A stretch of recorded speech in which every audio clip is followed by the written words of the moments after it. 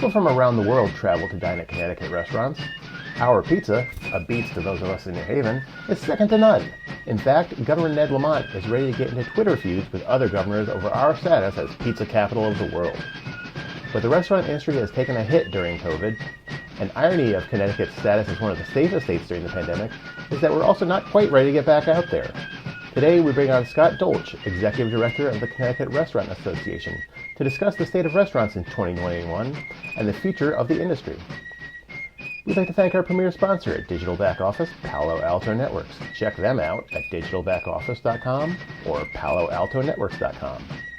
The Municipal Voice is the Connecticut Conference of Municipalities podcast in collaboration with WNHHLP 103.5 FM. I'm your host, Matt Ford. As always, be sure to give us a like and let us know what you're thinking in the comments. CCM's Municipal Voice podcast continues to present a key forum on important state-local issues. The views expressed do not necessarily reflect the consensus views of CCM or member municipal leaders. Scott, thanks for joining us today. No, thanks so much for having me. So, when we have groups on the show, we usually like to have them explain kind of what they do. I think, the Connecticut Restaurant Association, it's a little more obvious to people, kind of what they do, understand generally. But can you tell us a little bit more specifically what it is that your organization does for Connecticut restaurants? Yeah, I think it does sound simple, but even trying to explain it to my 12 and 9-year-old sometimes. But yeah, my job is to be an advocate and kind of be the voice for the restaurants. Most people don't realize we also represent caterers and private event venues, which, are another big sector that we had to deal with during this pandemic. But we're a voice we have 85 pre-pandemic, 8,511 restaurants, 160,000 jobs. So, we have members specifically, but realistically, I always tell legislators every day, I represent all factors of this industry, whether it is a sole proprietor, independently owned, and obviously up to chains and national corporations within the state. So you do local restaurants, chains, all of the above in Connecticut is kind of falls under your purview. Exactly, Matt. So, I think the majority of our members are independently owned restaurants, and majority, like our board is about 95% independent, but we do work very closely with the National Restaurant Association. They are our partner. So every member of the Connecticut Restaurant Association is a member of National. And definitely during this pandemic, I think people realized the work that National does on a federal level to help funding and things that needed to help this industry, really survive. Excellent. So like we at CCM also belong to the National League of Cities, which is kind of the national organization of municipal groups. You have the same with the restaurants. That's very cool. So what are the benefits of membership for restaurants? For instance, why do restaurants have to pay music licensing fees? Yeah, I think the biggest thing when you look at the CRA, the biggest thing that jumps out at people where the membership goes is the advocacy efforts that we do on a state and federal level and try to represent this industry as much as we can. But then to your point, we work with over 115 right now vendors. We're trying to grow that list. It can go anywhere from a music licensing company for discounts to a law firm that you maybe can pick up the phone and ask and have a quick question and not get billed to, right away to, accountants. If you have a grease trap and you need to figure that out to air fryers, equipment. We really try to help be a one-stop shop for restaurants that'll call up and say, hey, I'm dealing with this issue or I'm dealing with that, or do you have a contact for me here? That's also a huge benefit that we talk about for membership. And the other side of it, I think it's really what we noticed in the pandemic is it's also networking and the events that we put on and the opportunities, whether it's Zoom calls, webinars, in-person events, allowing these restaurateurs to, learn from their peers, build relationships because, getting a chance to be like, hey, how did you deal with this? What are you seeing in New Haven? Or I'm going to open a new restaurant here. Having those contacts within the industry is extremely helpful as well. Yeah. I know you just mentioned before Zoom and all that kind of stuff. And I think a big part of the conversation today is obviously going to be kind of centered on the pandemic, which has a huge impact on all of our lives, but especially on the restaurant industry. What was it like if, way far back now it seems, but in March of 2020 to hear, everything might get shut down, they're going to get closed. Like what was that sort of initial time period like for you guys?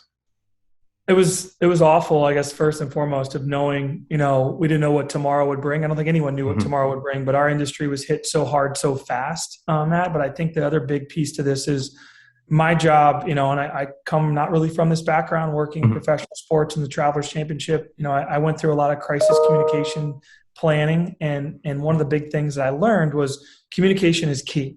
And I knew from the moment this pandemic hit, we had to be able to communicate in all different facets, whether it was email, build up Zoom when most people weren't using it. We did morning calls. As I joked, I did a call every morning for like the first 140 days of the pandemic, where I would just do a 30-minute call, and any restaurateur could hop on the call. And people were like, my peers in other states were like, what are you doing? I was like, listen, I'd rather communicate to 150 to 200 restaurateurs for 20 minutes, 30 minutes than having to text or call 130 of them all day long.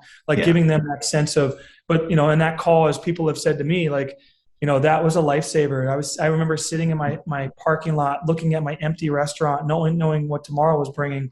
But I had peers on the call that were going through the same thing. I was the same problems, and not to say misery loves company, but sometimes these restaurateurs, they couldn't even bring it back to their own home and talk to their spouse about what they were going through. Having to let over 90,000 people go in the first 2 weeks of the pandemic.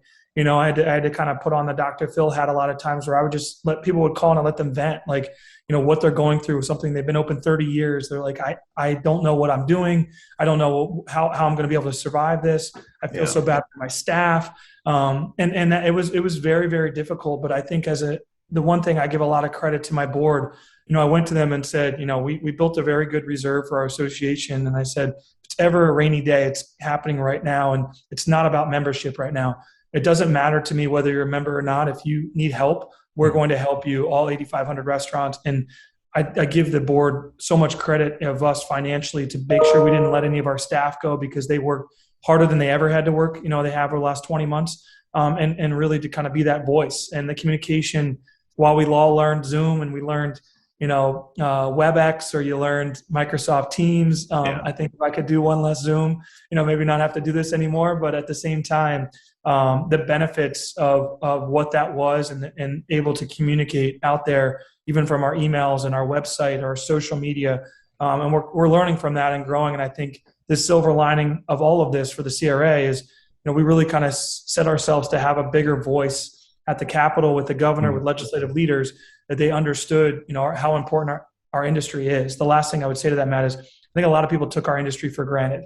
When the pandemic hit, it was like, and then people started to see closures and see their local what it meant to communities, what it meant to jobs, taxpayer dollars. And everyone was like, whoa, like, how do we make sure we don't lose these? How can we keep people safe, get maybe back open, but how do we do it the right way? And giving us that voice, giving a lot of my board members in leadership roles to be able to talk to those folks. And I thought we did a really great job. I thought the legislation from the governor down helping work with us, where we maybe not had that before. So you always look at silver linings in a crisis and a pandemic or a challenge. And I think that was one of the things in the highlights of what we learned through the last 20 months. Yeah. And you mentioned how, like, you in what you're doing have had to learn, some of these new technologies and just ways of communicating. But obviously your members, the restaurants themselves, had to come up with, all new plans, with new ways of doing things. And one of the first things, obviously, was when people couldn't go into places, was for a lot of them to pivot to takeout. How did that work out? Did restaurants overall weather that well? Did, some cuisine like pizza, Chinese delivery, they were kind of already set up for that model? Did they kind of get a boost out of that initially? How'd that all work? Yeah, I think used the big word there that, I feel like it's been overused. The word pivot has been used so much, but I think our industry had to do that. And some of the hard calls early on, as you can imagine, definitely I would use the word a little stubborn, some restaurateurs of like, this is how I've always done it, Scott. And I was like, yes, but you've never gone through a pandemic like this. And to look at, you weren't open inside. Outdoor dining really hadn't even opened. We hadn't gotten to that point yet. So the only option you had was takeout and delivery. And a lot of full service restaurants, especially the fine dining, maybe the best was like 6 or 7%, maybe up to 10% of their business. Now it had to flip and be almost 90 to 100% at that time, and then really be high. And how they could pivot very quickly. But again, it was definitely a lot of people did a really good job who got ahead of it, working with a lot of our tech companies, like Toast or like, Clover, other technologies that were out there to allow them to get out there. I know with third-party deliveries, which I'm sure, definitely played a role. But I just think that the biggest thing is now they know that takeout and delivery has to always be a role. Like they're still at probably 30%, even where we are today. And yes, pizza places and, QSRs, the quick service restaurants, they did really well. Some of the larger chains, that kind of that quick serve to fast casual, like those are recovering quicker. The challenge is it's that independent full service restaurant. Some of the fine dining, like where you would go there for like an anniversary dinner, how do you do to go? And a lot of the questions we would talk to them about is, I had a great leader in Bill Taby is on my board down in the Westport area. I remember him getting on a call with his brother who also owns a restaurant. His brother was like, I can't do this. I cook for, and he's like, listen, he's like, Jeff, you're one of the best chefs in the state. You just have to cook to go. I know it's not what you want to cook, but like meatloaf and, chicken, and you got to cook now, not only for the couple that goes out to your restaurant, you got to cook for their kids, and you got to find, and that's how you're going to have to survive. And it's about survival, less about being the creative side that they want to be. And it's still been a challenge in trying to find unique sides, but a lot of our restaurants, are fighters, so they want to survive. They're going to figure it out. And they'll do that in normal times, but I saw a lot of great things come out of this over the last, almost 2 years. Yeah. It's interesting talking about some of the things they've had to do. Did you offer any guidance to members on like how to make the switch? What's, if some of these services or, management systems to do takeout better, do you screen any of those or recommend stuff? How does that work? Yeah, we don't have any exclusive rights. We try to stay away from that just because there's so many restaurants and, for us as a CRA. But what we did was I thought the webinars on Zoom were huge, where it wasn't always just me giving them, I would always give them a federal or state update. Sometimes I'd have Commissioner Lehman on, and tell them what plexiglass, what that all meant. But then I would bring in accountants, or I'd bring in Toast, or I'd bring in, some of our other tech companies to say, website, like here's a partner, that you can maybe go to help you if you don't have that already, or here's GoNation, a website design company that can help you, create that or create your menu. As we all joked, like QR codes were dead in 2018, and now they're back in full force. And I had the arguments of, QR code menus aren't going to work. People aren't going to, my grandmother's not going to understand it. And now I'm out with my grandmother last week, and she knows just how to use it. Yeah. She's like, here, do you want to see the menu, Scott?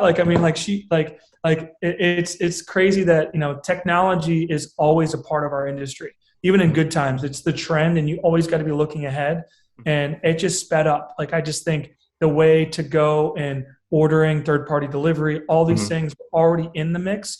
But now because of the pandemic, like these restaurants, and we try to do our best because that's what we are. We're that resource to provide them, contacts, guidance. What are you using for your POS system? Okay, they have a product, or you could go this direction. And there's not one that's better than the other. I think they all bring different skill sets to be able to help. And I think that helped tremendously. And they're still doing it today. Like they're still talking about, new technology that's coming out, or other opportunities, like with utilizing photos, because a lot of big thing now is people order off their eyes. It's one thing to go to a menu and see a paper menu, but if you can actually see what that chicken parm looks like, or what it's, see what that piece of steak looks like, your eyes, sometimes make the decision for you. And I say to the restaurants, here's something that I think you need to look at moving forward, even beyond the pandemic. Yeah, like if people aren't sitting in your restaurant, they're not going to smell and see that sizzling plate of fajitas go by. You got to have the good picture that makes them, picture that and want it. Exactly. Yeah. So some other kind of technological things that have come along with this and just in the industry are services and the rise of things like Uber Eats, DoorDash, Grubhub. Are these services good for the industry, or should people be ordering directly from the restaurant? It's always a great question. I would tell folks, if you can get to a restaurant and pick up your food, the restaurant's going to make a little bit more. But I still think the third-party deliveries have made it there's still a benefit to them. And they were here and around before the pandemic.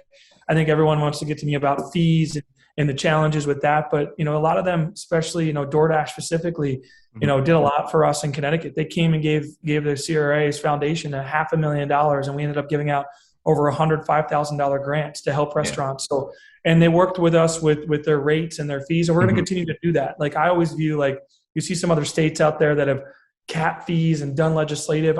While that's one way to go, I just think that having partnerships and building relationships is always better off.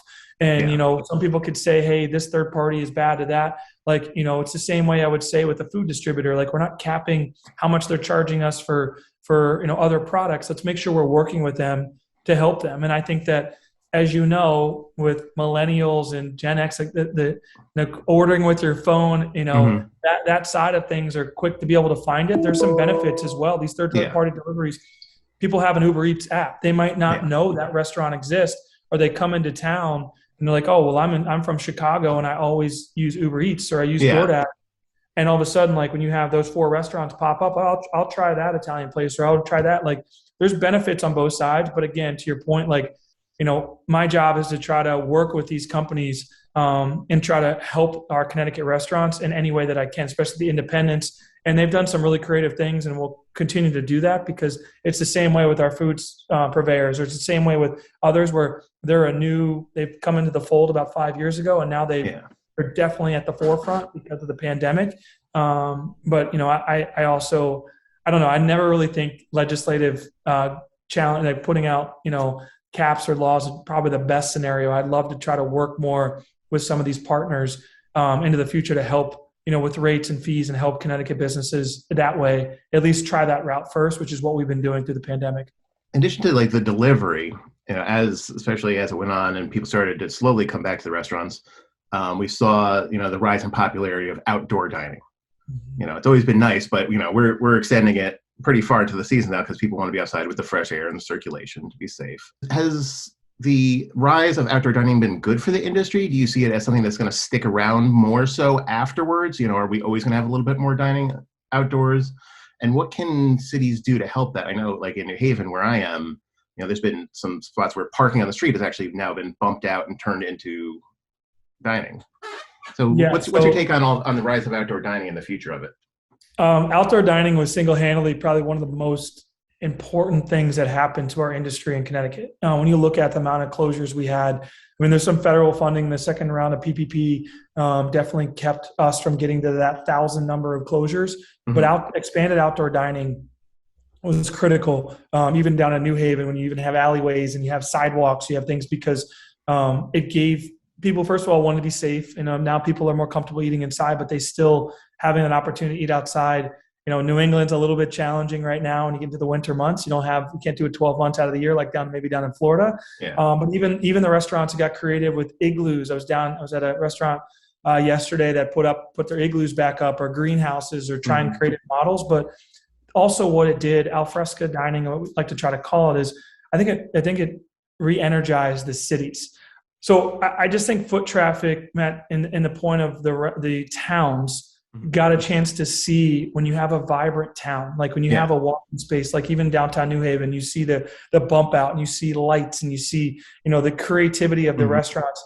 They didn't just put a tent up. They put in chandeliers, they put in, carpeting, and they put out flowers. Like it's all about service and the ambiance you can build, and how do you do that outside? And you saw unbelievable outdoor waterfront, dining that maybe people didn't realize. And I think, you look at like towns like Stamford or West Hartford and Fairfield or Norwalk have always kind of have a little bit of outdoor dining, but really, they even did more. And I think now towns want to see that expanded. We're trying to work legislatively. We have it through the end of March 2022. We don't know if we have to extend it longer, so people could use parking lots or grass areas.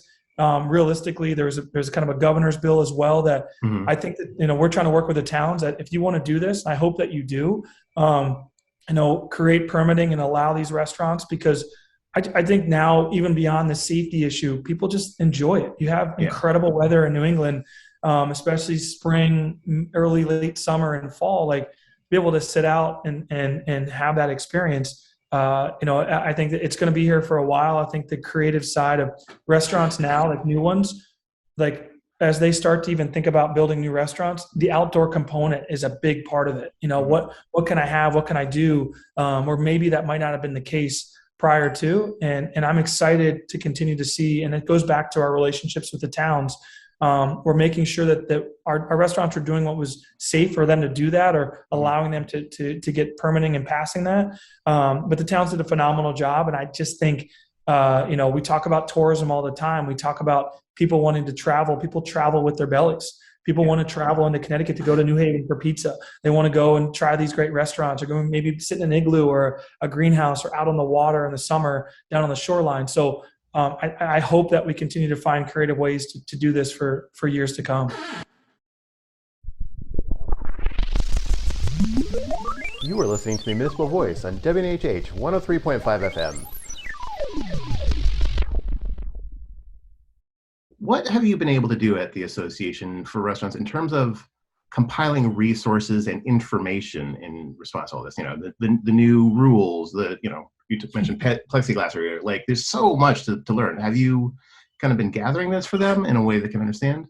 Yeah, so our website has been, updated almost on a daily basis with my team. I come from, a college athletics background where you updated your website almost every hour because you had 5 games a day. Yeah. I think it was a big ask of my team. We send out emails, but also with the webinars. What I tried to do is I did a webinar almost once a week.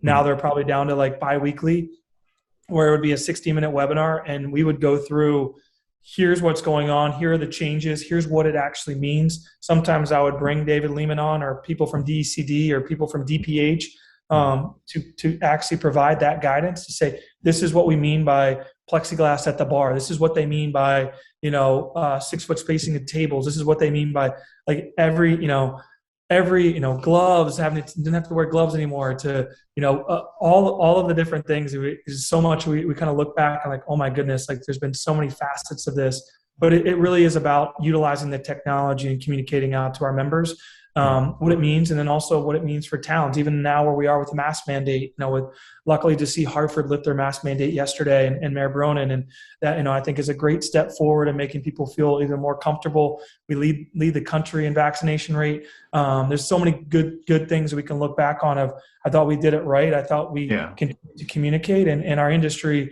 proved that we could keep people safe. And that's why when you travel, even I was in Illinois, I was out Chicago last week, like they still have a full mask mandate in their state. They're still well behind us in the vaccination rate. Like, and you kind of feel good about, okay, I think we continue to do the right thing, and hopefully to get our economy back, as quick as we can. Yeah.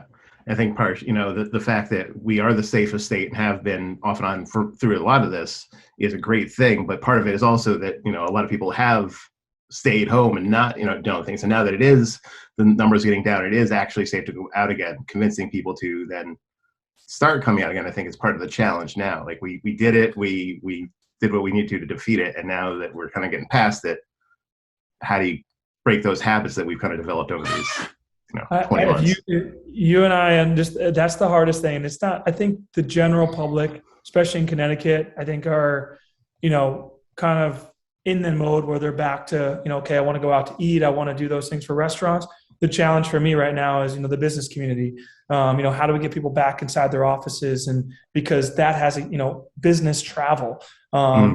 We talk about all the time, like I'm on so many tourism boards, which is great, but also understanding that only 40% of hotels stays in the state of Connecticut are actually leisure related. The other 60% are business travel. So, and as well as I do, if you travel outside the state to stay in a hotel, you're not eating inside the hotel, or maybe a restaurant inside the hotel, but you're going out to restaurants. So it's really, really critical that, we try to be a leader in welcoming, conventions and things back safely into Hartford, into New Haven, into Stamford. Like, what can we do? Because that's a whole nother factor that, restaurants in New Haven need all those hotels filled with business travelers that are going to come stop in. And I think people lose sight of that, but I hope quicker than, we can expect, we can get us back on our feet again, and allow, this industry to get back to really the growth industry that it was. It was one of the fastest growing industries in the state for the 5 years leading into the pandemic.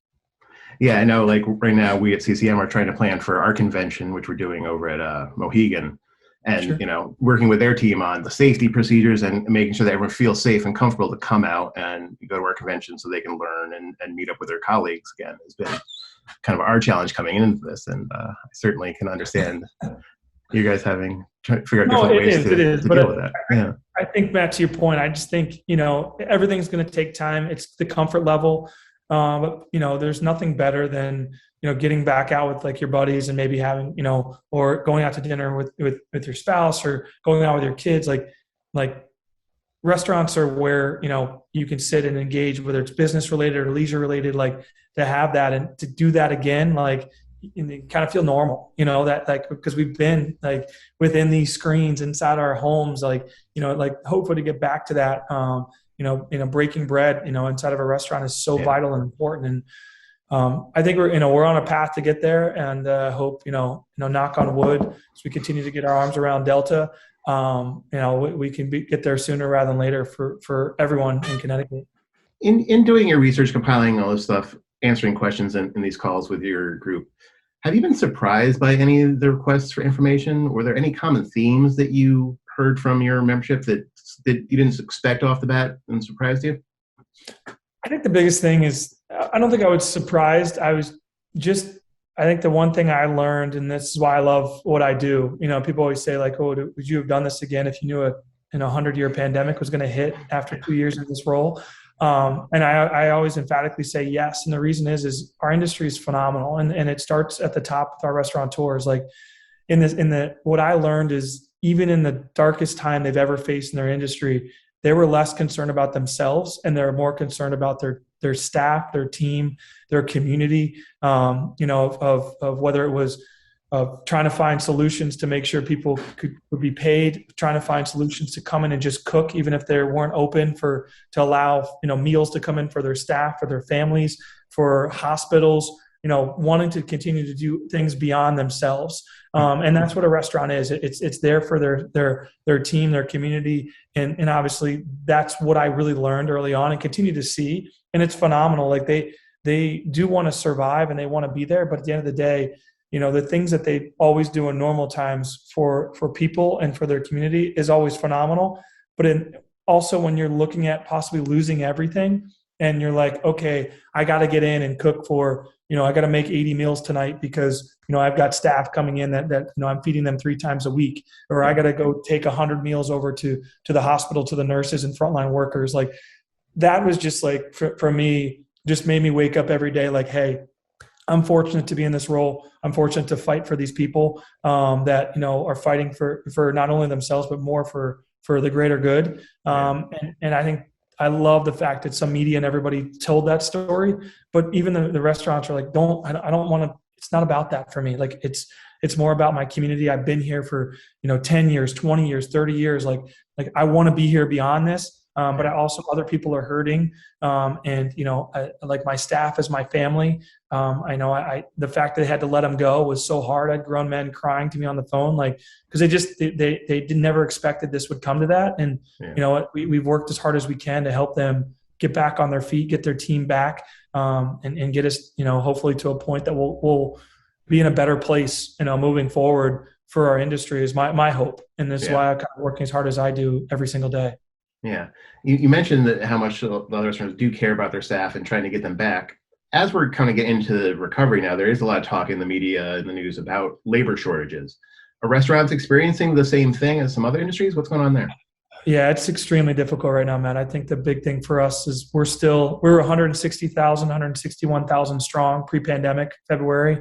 We're about 134, so 135, so we're about 25,000 jobs short. There's not a magic bullet. I would never sit here and be like, oh, it was, the extra federal money, or it was daycare, or it was that, like, it was safety. It was, there's so many factors, and our industry was hit so hard that it caused a lot of people to kind of rethink and go, hey, I don't know the stability. Like I might go find something else. And that happened. And it's, and I think that we're starting to see some people come back, but, we have to also know that we have to start to build for the future. And our industry is phenomenal. I think what we lose sight a lot of times is, we don't pay people enough, or, you don't give them livable wage. And I think that's the farthest thing from the truth, because realistically, especially right now, the chance to come and work in our industry has never been in a better place. And yeah, don't get me wrong. People will say to me, "Oh, it's transient. People come and go." Well, it gives someone, maybe if they're in school or a single parent, or they're incarcerated, they want to get back on their feet. Like, our industry gives you that, and gives you a chance to work on a team, deal with adversity, deal with people, service. Nothing better. And whether someone goes and becomes an accountant someday, or a lawyer, and they worked inside of an industry, and 1 in 3 Americans have all worked, it's a great thing. But there's also a chance to go become an owner, or a general manager, or an executive chef, and make a really good living. That I think people lose sight of that. And I think this is a chance for us as an industry. It's going to take time to get back to our 160. I know that. And I tell the restaurants, you have to be efficient. You have to be creative right now. Maybe you're not open Monday or Tuesdays, not only Mondays, maybe you're not open for lunch. I know that's hard to me to tell you that, but you have to weather this winter. I really tell them right now, like, I think getting to next April is a key, that 2-year, like mid-March milestone. I think once we start to get outdoor dining back, once we hopefully get beyond Delta, hopefully we're in a really great place with any surging virus, that we have a great opportunity to start recovery, because they haven't started recovery yet, Matt. Besides worker shortage right now, food costs, as everyone going to the grocery store and seeing what they're being dealt with. There's a great article in the Current that just came out just about how much higher proteins and fry oil and chicken and even plastics and everything is more expensive than it was even a year ago when the pandemic was still going on.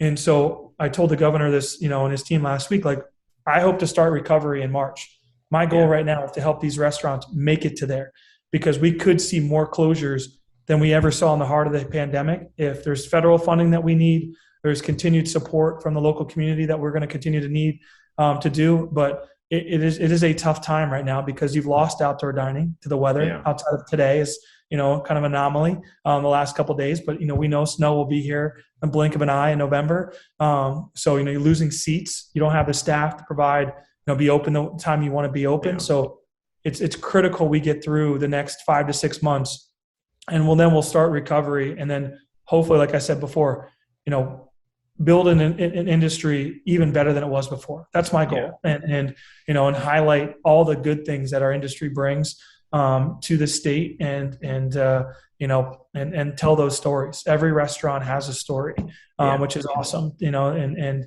why they built it, what was the story behind it, why the food, why the cuisine, why in this location. That's what's so incredible about getting a chance to be in my role, because you see it every day. And the lasting one closure bothers me. Not 600 plus or another 600 temporary closures we had last winter.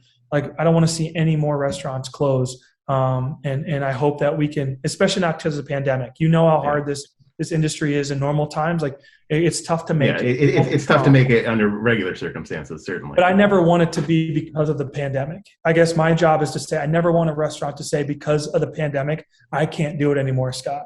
Like, that's hard for me to swallow, because I need to help them any way I can, federally, state, and community-based, to make sure that that's not the reason that they can't make it. Yeah. You mentioned a few times some of the federal. How important has some of the federal money coming in been to the industry? It's been huge. Not just our industry, but a lot of the tourism businesses. First round of PPP was very challenging. If you guys remember back when that happened in May, we weren't open. So it was really kind of like a pass-through, because you could use it was for payroll for 8 weeks. And we weren't even – we opened the 7th week for outdoor dining of that. So the second round of PPP was critical. It happened in January, right at the heart of the second wave of surge. So I was able to use those dollars to help those restaurants make it January, February, March. And then, this past kind of May and June, we got the Restaurant Revitalization Fund as part of the American Rescue Plan. $28.6 billion came back to our industry across the country. So about $301 million to Connecticut, actually $301 million, 1,600 businesses received funds, which was awesome. That was the good news. The bad news is another 2,066 businesses in Connecticut were hurting. She had to be over 30% down in numbers and applied and didn't receive a dime. So it's really critical for me right now to find a pathway down in DC for us to replenish. We know what that number is. It's $45 billion across the country. It's $489 million in the state of Connecticut. But those 2,000 businesses are the ones that are on the brink, because they're the ones that are carrying all that debt, didn't get that revitalization fund, expected it or hoped they were going to get it, And unfortunately the program kind of picked winners and losers. They said, hey, we know we only have this much money, so we're going to give those 1,600 restaurants what they asked for, but these 2,000, I'm sorry, unless we get it. So it's critical, especially going into the winter up here in the New England, that we find that pathway. As I talk to our senators and our delegates, our reps down in DC, and I was down there, about a month ago, as you know, as well as I do, the divisiveness down in DC is not easy. But I do think everybody on both sides of the aisle know how critical restaurants are to the economy and small business. And I hope, that we can find that pathway over the next few months to get that replenishment. We know what that number is. We're not just throwing something up against a wall. It's about $44 to $45 billion because all the applications were into SBA. Everyone knows who applied, who the businesses are that didn't receive it. And that's what my job right now I'm tasked with, is any way that I can figure out a way to put cooler heads in the room to find a bill or a pathway with the folks down there. As I told Senator Blumenthal yesterday, whatever you need from me, because I know how critical it is to those businesses that call me and text me every day to say, hey, what's going on with RRF? What's going on? Are they going to replenish that? Are they not? And I feel for them because I know what they're, I don't know directly, but I know I've seen the numbers. People have shown me what the amount of hundreds of thousands of dollars in debt that they've been carrying to stay open and just make it. It's one thing to say, hey, restaurants are starting to come back, but how do they make up for 20 months of loss? And that's really what these programs are built for. The industry was around before the pandemic. It'll be around after the pandemic. What are some of the other issues that you at your organization deal with in a regular course of business? What are you interested in the future, aside from the pandemic? No, listen, there's so many things. I mean, obviously in normal times, it's about trying to work at the Capitol to educate legislators on how our industry works, how it functions, how we can continue to work through, when you look at labor and the pay and everything else, I always say the same way I had that DoorDash and Uber Eats discussion, I want our industry to find solutions, not as much as legislators to always maybe give you the best solution, because we're the ones that are in that. And I think, as we look through, whether it's how do we find ways moving forward, whether it's labor, whether it's permitting and taxation, how do we become, a more business friendly state? As I told the governor, like how we want to see more restaurants come in, and grow in our state and be a fixture where people want to open a business in Connecticut. How do we grow tourism and be, more of a face of people, of Connecticut. I come from Maryland originally, having that sense of pride in our state that people have pride to even live here, but also hoping people will want to travel here as well. So, I think on the horizon, it's for me, it's more about the hospitality sector as a whole, how we can grow hospitality in our state, and kind of being one of the voices for that. Restaurants and caterers and private event venues are the tip of the spear with that. And obviously there's hotels and everything else, but because I think it has so many other ancillary benefits if we can be a leader in those worlds. And I think as we grow as the CRA, I think it's important that we bring more of those groups into the fold and make sure we represent all factors of hospitality, because nothing against some of the other groups that are out there, the Food Association to the CBIA, everything else. But, we want to be that voice to make sure we have tourism dollars. We have, we're promoting our state. We're promoting the restaurants that we have, or the hotels, or travel and leisure, or big events like you guys are hosting down in Mohegan. We have two of the best casinos in the world. How can we continue? We have great, you see the airports, you see Tweed expanding, and there's so many great things that are happening. And my goal is really, carrying that torch, not only for the restaurants, but hospitality as a whole. That's really, I think, the future for us, because I think we kind of are a hidden gem. I think people have taken Connecticut, for granted in that sector. And there's, I say there's, even not living here and coming from here, I think people, maybe take it for granted, just like they did the restaurants in the pandemic. And we have to do a better job as leaders to find creative solutions and advocate. And then the last piece is, I would just say, the one thing that's unique about Connecticut and restaurants is we have so many independent restaurants. When you travel to Georgia, you travel to Florida or Texas, it's probably more like 60-70% chains and corporations. Every rest stop or whatever else. We have all these independent, unique, the ethnic, you're in New Haven. Yeah. Like, I mean, you could literally have any piece of the world. You can go in and walk into a restaurant today, whether it's Thai or, Italian to Chinese to Vietnamese, like, and not only is it like, okay, it's actually people that possibly came over from those countries. It's it's authentic. And I don't want to see that get lost. That is something that makes Connecticut unique in our industry. And we have to continue to shine on that and help those businesses make it, because they might be a one sole proprietor that doesn't have the support of 8 restaurants or a corporation or a franchise to make sure that they can make it. So, we have that, and people, and I think that's the other trend, Matt, that's changed is people are willing to venture out and try new things. Yeah. Don't go to the same restaurant every Friday. That's why our industry isn't as competitive as you would think, because you want to have a great restaurant scene where your restaurant is, because every Friday someone's like, oh, I want to go to that Italian place, but you know what? I'm going to go get Pepe's, next week. But you know what? I want to go try that Thai place. I heard it's really good. I want to go try. Like, those are the things that make Connecticut unique, and we have to make sure we keep that into the future. You are listening to the Municipal Voice on WNHH 103.5 FM. I know two things that we hear talked about kind of at the State House in regards to the industry is the minimum tipped wage and the tip credit, which I believe you guys have come out against. Why is that? Well, I think to educate legislators, anybody listening, is, the tip credit does not mean you're paying somebody lower than minimum wage. It's a federal and state law that the moment a server or bartender walks into a restaurant, they are being paid the $13 minimum wage. So the tip credit is just a credit off of that. So it's $6.38 for servers and $8.23 for bartenders. So that's their hourly rate. Then they add tips in, and as long as it's over 13, the restaurant doesn't owe anymore. So it gives the restaurant a little bit, but also to educate people, the highest paid people in our industry are servers and bartenders. They're making on average between $26 and $28 an hour. That's the average nationally. So in Connecticut, we know it's higher because our tip credit is higher. We're the only state in the country with a bartender wage, which is almost $2 higher.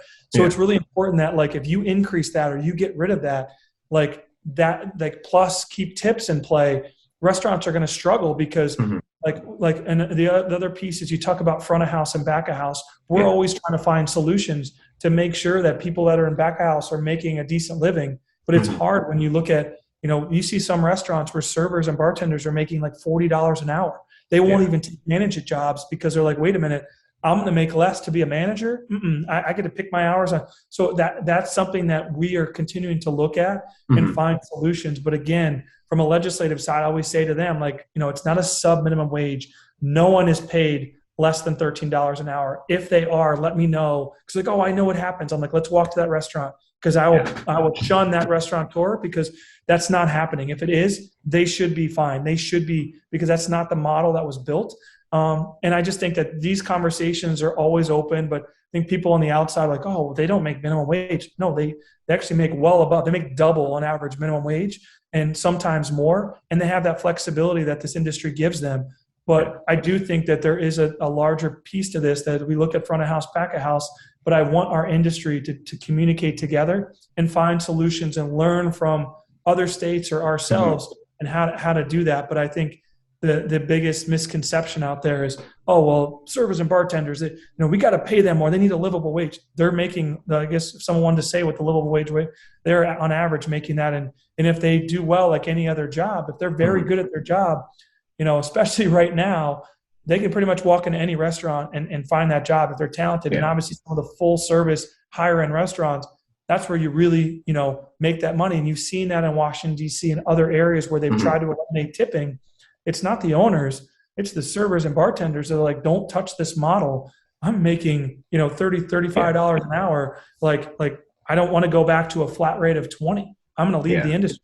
And that's the balance that we're continuing to try to have as we go forward. Is there's no easy solution to this, but I always tell people, be careful, understand it first, and I always say like, oh, well, you're talking about full service high-end restaurants. I'm like, no, I was like, I'll pull you a diner, I'll pull a pancake diner and show you the numbers. I'll black out all the ID codes, but I'll show you the average. We did it the other couple months ago, like even in this pandemic, they were making like $24 an hour. They're a little below the average, but $24 an hour because they have more turns. They might not get as much as 20%, but the other thing too is Connecticut is like third in the country in the average tip. It's about a little over 18%. Most people give 20, but to know that out of 50 states, we're like third, it just shows as well, besides the fact that our tip credit is like, I think, fourth highest in the country. Bartender, it is the highest. So, there's like New York City and a couple other areas like San Francisco that actually eliminate, but that's the piece that I keep saying is need to be more educated as legislators to say, if you eliminate it, while it might sound good on the surface, this is actually the repercussions it can have. And let's try to work to find a better solution, or, if we're going to do something, we need to make sure it also benefits the small business owner. Because you double labor costs, which they're already kind of dealing with right now. How much are they going to charge you for a hamburger and fries? Because again, the other piece to this, and the last comment I would make, Matt, is what people don't get in normal times, the national average that a restaurant revenue brings home is 4 to 6%. And to use that as an analogy, someone taught it to me. They said, you take a roll of 100 pennies and you put it up on the bar. Every day, the restaurant's only taking home 4 to 6 cents. So every time labor cost goes up, food cost goes up, the only way that they can keep that 4 to 6% margin, if they're lucky, is they have to increase. They either have to have more people walk in their door, or they have to increase the menu prices. And the last thing you want to do in a global pandemic is make you have to pay more on the menu, because you're going to be like, I'm not going to go. That burger used to be $12.99. Now it's $19.99. Like, there's going to be a tipping point. And I think that's the other reality right now is we're getting very close to that with inflation. I am worried about that because we need the middle class to want to go out to eat and be able to afford to go out to eat like they normally do. Otherwise, it'll have a devastating effect in the long term for our industry. On kind of a more positive note, you have an award season coming up. Apparently, you have an award called the Crazies. Is that correct? Who is eligible for the Crazies, and what are some of the key categories in it? No, great question. So when I started, as you know, my background, I came from an event side, and we do what's called the Crazies. Yes, with the CRA and the name kind of play on words, but it's also, as it was hard to get my board around the name, I do it off of Steve Jobs' quote. The people that are crazy enough to think they can change the world are the ones that do. And I think that speaks volumes to who our industry is.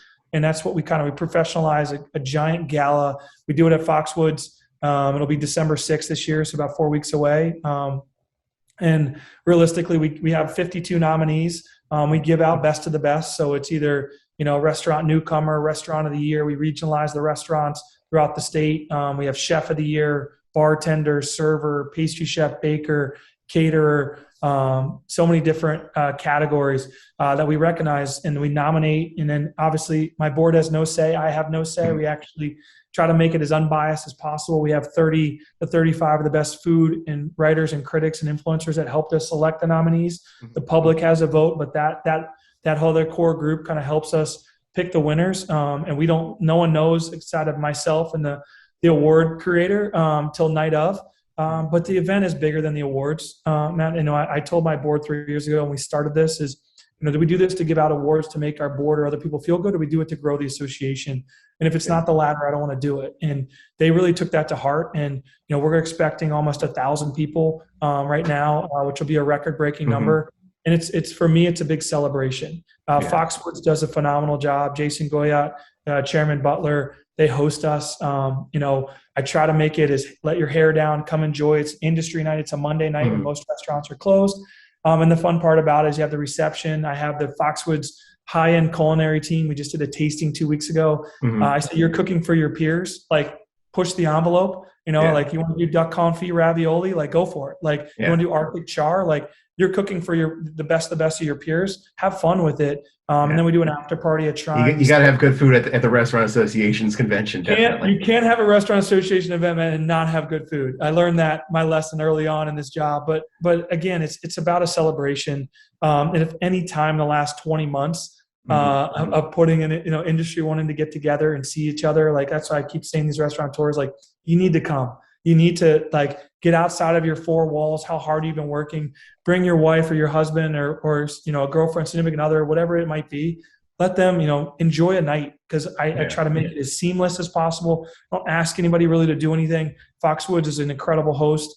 And for us, it's good. And I'm hoping the governor right now, it's on his calendar to come out and speak. We're going to actually award David Lehman, as you talked about earlier, what he did at the DECD. I mean, he took, me and him probably talked more than we talked to our wives over the last 20 months. But understanding our industry and helping us recover safely, working with DPH. So we're really excited about what this event's going to be. We're going to continue to build it for year after year, but this one's going to be a special one because of what it means to our industry. Definitely. All right, final question. Are you feeling optimistic about the future of restaurants in Connecticut? Always. I have to be the eternal optimist, man. At the same time, I'm worried about the winter. I think, when you look at the current article, you look at worker shortage, I'm worried about restaurants making it, especially the ones that have been on the brink or carrying a lot of debt that maybe people don't see. But I'm optimistic just because of the spirit of who they are. They are entrepreneurs at heart. They're fighters. They care about people above themselves. That shows me that we're going to survive. But at the same time, my job is to hopefully have as many survive as possible. And where we come out of this, and to your point about the crazies, I want to showcase the reason why we also do the event is we have some of the best chefs and restaurants in the world, not only in the country, in the world. And we always get bypassed by New York City and Boston. When you look at national awards, James Beard, obviously we don't have Michelin star in Connecticut, but it's just always, when I took the job, it's oh, well, you're in Connecticut. There's New York City chefs in Boston. That's so not true. And we need to continue to showcase how great of a food scene we have. I mean, don't get me wrong, New Haven is the pizza capital of the world, according to some people, which I love. You've got, whether it's Mystic, or you've got restaurants and down in the Fairfield County area, or Hartford, or out even in Litchfield County. And, just such incredible chefs, incredible restaurants in their own right, even caterers performing, big, large venues. We have to showcase that. And that's the optimism I have for the future, is we are hopefully going to come out of this. That's my goal. We need to come out stronger than we were when this pandemic started. And you have to be the eternal optimist, even during some of the tough times we've gone through. And I think we will.